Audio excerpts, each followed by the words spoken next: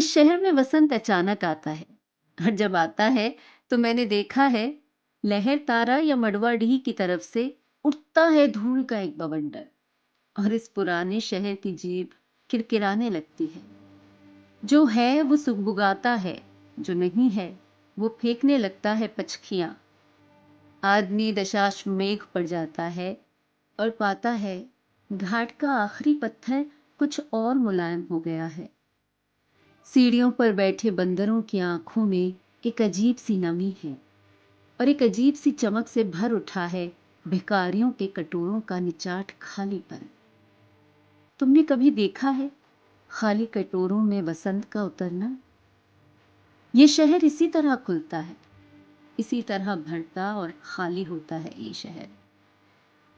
इसी तरह रोज रोज एक अनंत शव ले जाते हैं कंधे अंधेरी गली से चमकती हुई गंगा की तरफ। इस शहर में धूल धीरे धीरे उड़ती है, धीरे धीरे चलते हैं लोग, धीरे धीरे बजाते हैं घंटे। शाम धीरे धीरे होती है। ये धीरे धीरे होना, धीरे धीरे होने की एक सामूहिक लय दृढ़ता से बांधे है समूचे शहर को। इस तरह कि कुछ भी गिरता नहीं है, कि हिलता नहीं है कुछ भी, कि जो चीज जहां थी वहीं पर रखी है, कि गंगा वहीं है, कि वहीं पर बंधी है नाव, कि वहीं पर रखी है तुलसीदास की खड़ाऊं सैकड़ों बरस से। कभी सही सांझ बिना किसी सूचना के घुस जाओ इस शहर में, कभी आरती के आलोक में इसे अचानक देखो। अद्भुत है इसकी बनावट।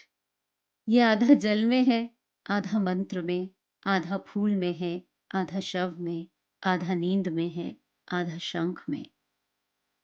अगर ध्यान से देखो तो ये आधा है और आधा नहीं है। जो है वो खड़ा है बिना किसी स्तंभ के। जो नहीं है उसे थामे है राख और रोशनी के ऊंचे ऊंचे स्तंभ, आग के स्तंभ और पानी के स्तंभ, धुएं के, खुशबू के, आदमी के उठे हुए हाथों के स्तंभ, किसी अलक्षित सूर्य को देता हुआ अर्घ्य। शताब्दियों से इसी तरह गंगा के जल में अपनी एक टांग पर खड़ा है ये शहर, अपनी दूसरी टांग से बिल्कुल बेखबर।